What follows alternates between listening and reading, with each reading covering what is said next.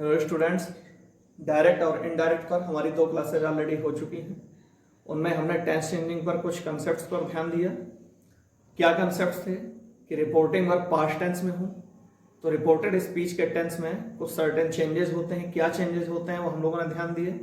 हाँ, reported speech में tense में हमने चेंजेस नहीं किए, भले ही रिपोर्टिंग वर्ब पास्ट में थी। कब? कोई हिस्टोरिकल फैक्ट था, ठीक, आदत वाली हैबिट वाली बात कही गई, कोई हमेशा सही रहने वाली बात कही गई, कोई कहावत दी गई, और अगर कोई कंडीशन ऐसी दिखाई गई कि उस कंडीशन में दिखाया कोई चीज हम एज्यूम कर रहे हैं, कल्पना कर रहे हैं, ओनली कंडीशन नहीं, हम किसी चीज को कल्पना कर रहे हैं, तो ऐसी कंडीशन में टेंस नहीं बदला। रिपोर्टिंग वर्ब प्रेजेंट में है या रिपोर्टिंग वर्ब फ्यूचर में है तो रिपोर्टेड स्पीच के टेंस में हमने बदलाव नहीं किया। ठीक, टेंस चेंजिंग की बात तो ये हो गई। अब नेक्स्ट चीज है टॉपिक, जैसा कि यहां पर लिखा हुआ है पर्सन चेंजिंग। ये पर्सन चेंजिंग क्या है पहले हमें ये समझना है। देखिए, हमने सीता, गीता, डेविड, रिचर्ड्स वगैरह नाम लिखे, ये हो गया नेम इज नाउन। ठीक, तो नाउन को रिप्लेस करने में हमने जो यूज किए वो हुए प्रोनाउंस। ठीक, तो प्रोनाउंस में पर्सन क्या है? ऐसे प्रोनाउन जो पर्सन के बारे में बात करें वो होते हैं पर्सनल प्रोनाउंस। यानी हर वो प्रोनाउन जो किसी पर्सन के बारे में बात करे वो क्या होगा? Personal pronoun.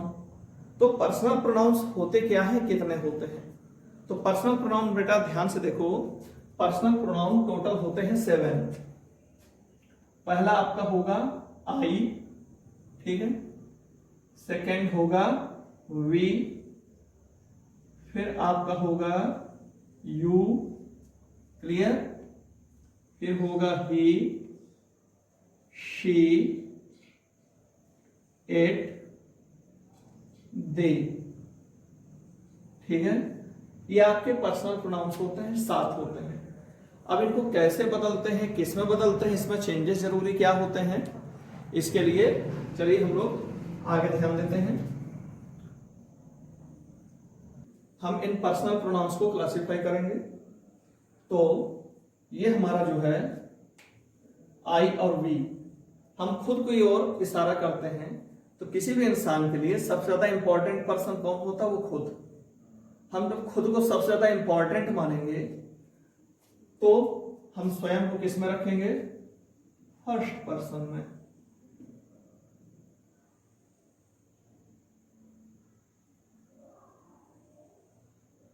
ये आपके पर्सन्स हैं, यहां पर हम लिखेंगे केस। ठीक है, तो फर्स्ट पर्सन हमेशा कौन होगा? हम खुद को इंपॉर्टेंस ज्यादा देते हैं, फर्स्ट पर्सन। ठीक, यानी कि सेंटेंस में जो बोल रहा होगा वो खुद के लिए क्या यूज करेगा? आई, प्लूरल में यूज करेगा वी। तो यानी वो क्या होगा हमारा? स्पीकर। फर्स्ट पर्सन हमेशा स्पीकर ही होता है क्योंकि खुद के बारे में वो आई बोलता है। फिर सेकेंड इंपॉर्टेंट पर्सन होता है जिससे हम बातें कर रहे हैं, यानी जो हमारी बात सुन रहा है वो सेकेंड इंपॉर्टेंट पर्सन होता है, इसलिए ये हुआ सेकेंड पर्सन। ओके, अब थर्ड नंबर में वो आते हैं जो ना बोल रहे हैं ना सुन रहे हैं। यानी सेकेंड पर्सन ने बोला जो सुन रहा है, तो यानी ये तो हमारा लिसनर हो गया। क्लियर? अब हमने कहा थर्ड पर्सन जो ना बोल रहा है ना सुन रहा है, लेकिन हम उसके बारे में बात करेंगे तो क्या लगाएंगे? है ना? ठीक है, तो ये आपका आया थर्ड पर्सन। तो थर्ड पर्सन ना बोल रहा है ना सुन रहा है, ये हम इसको कह सकते हैं नॉन एक्टिव। क्लियर? तो फर्स्ट पर्सन जब अकेला होता है तो आई, हम आई को अगर प्लूरल करते हैं तो आई का प्लूरल हो जाता है वी। क्लियर? यू को प्लूरल करते हैं तो यू मिलेगा आपको, ही का प्लूरल ले जाएंगे दे, शी का प्लूरल ले जाएंगे दे, इट का प्लूरल ले जाएंगे दे। हाँ, किसी का नाम भी दिया हो तो वो भी ऑलरेडी थर्ड पर्सन में ही होता है, लेकिन ये प्रोनाउन की टेबल है इसलिए मैंने यहां रखा नहीं है।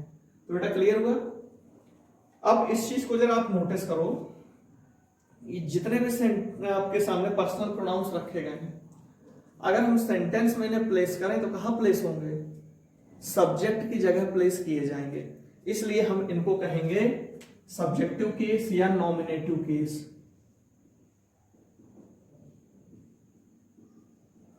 नॉमिनेटिव केस, ठीक है।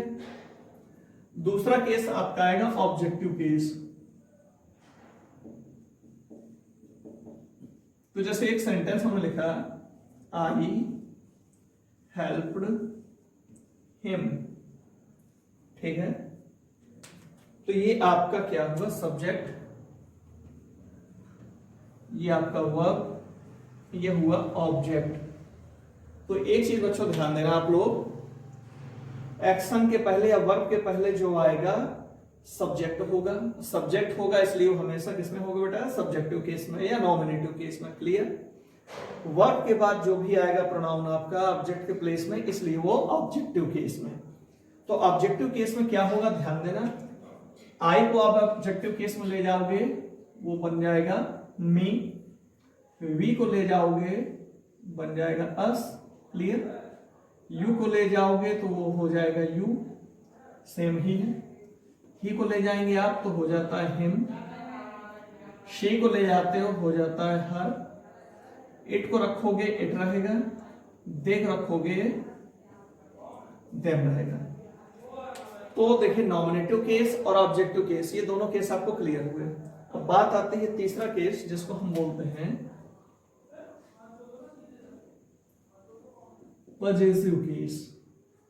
पजेसिव केस क्या होता है इन पर आपको ध्यान देना कि पजेसिव केस में प्रोनाउन किस चीज में चेंज होगा।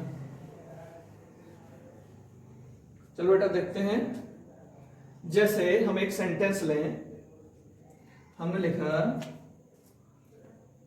चलो छोटा सा, राम्स ब्रदर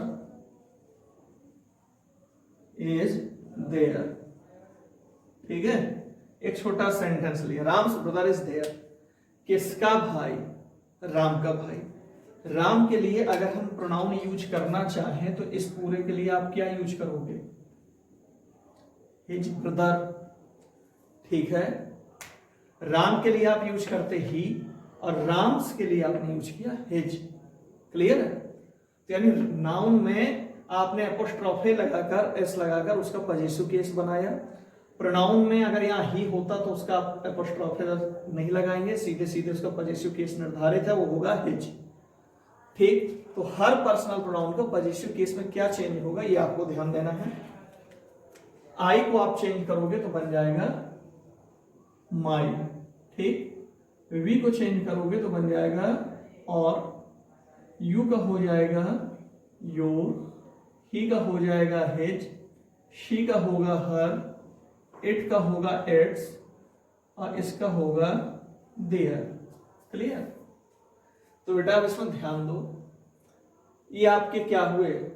पर्सनल डिटरमिनर्स हुए पजेसिव केस में।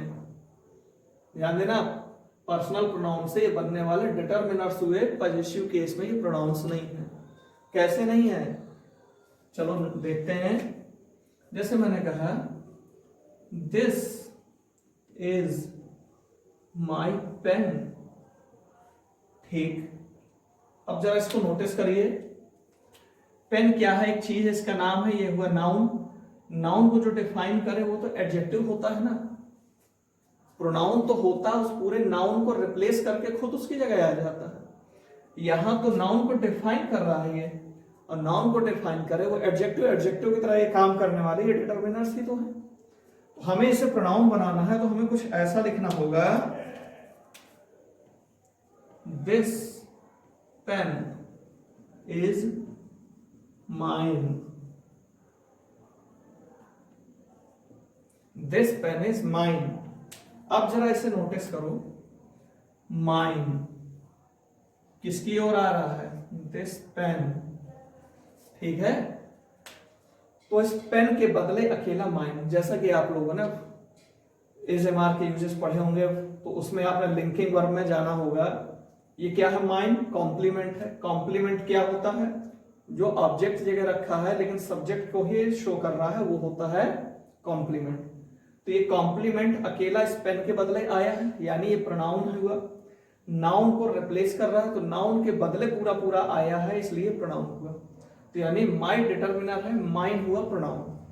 तो इसी तरह सारे प्रोनाउंस हम देखेंगे। माई को हमने लगाया माइन, और का हुआ ऑर्स, योर का हुआ योर्स, हिज का हिज रहेगा, जिसमें ऑलरेडी एस लगा हो उसमें आप कुछ मत चेंज करना, उसे सेम रख देना।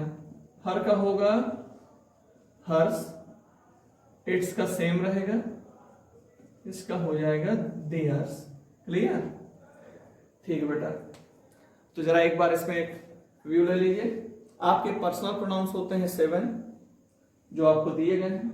सब्जेक्ट की जगह रखे जाएंगे तो वो सब्जेक्टिव या नॉमिनेटिव केस, ऑब्जेक्ट की जगह रखे गए तो ऑब्जेक्टिव केस, और संबंध दिखा रहे हैं तो पजेसिव केस। ठीक? फर्स्ट पर्सन हर कोई स्वयं के लिए इंपॉर्टेंट होता, तो फर्स्ट पर्सन में आपके आई और वी आर, और फर्स्ट पर्सन हमेशा स्पीकर के लिए अप्लाई होता है, क्यों खुद के लिए आप यही प्रोनाउन यूज करेंगे। जिससे बात कर रहे हैं तो वो हमारी बात सुन रहा है, और जो सुन रहा है उसके लिए आप क्या करोगे, सेकंड पर्सन उसको, यानी हमारे लिए सेकंड इंपॉर्टेंट हुए पर्सन। क्लियर? लिसनर। अब हम जिसके बारे में बात कर रहे हैं लेकिन वो ना तो बोल रहा है ना तो सुन रहा है, तो उसको क्या देंगे पोजीशन, थर्ड नंबर, तो थर्ड पर्सन हुआ। क्लियर हो गया बेटा? तो ये जो चार्ट हमने बनाया हुआ है इसको आप दिमाग में अच्छे से ले लो, इसको रटने की जरूरत नहीं है, कॉमन सेंस लगाओ। फर्स्ट पर्सन बोलने वाला मैं खुद, सेकंड पर्सन जो मेरी बात सुन रहा है, थर्ड पर्सन बचे लो। बिल्कुल सिंपल है, रटने की कोई बात ही नहीं है। ठीक है? और उनको कैसे आपने ऑब्जेक्टिव में लिया, कैसे पजेसिव में लिया, उम्मीद करता हूं आपको पूरी तरह क्लियर हो गया होगा। ठीक है? अब इस पर बेस्ड पर्सन चेंजिंग के सेंटेंसेस हम कैसे हल करेंगे, कैसे बनाएंगे, इसको चलो हम लोग नेक्स्ट क्लास में देखते हैं। ठीक है बेटा? बाय।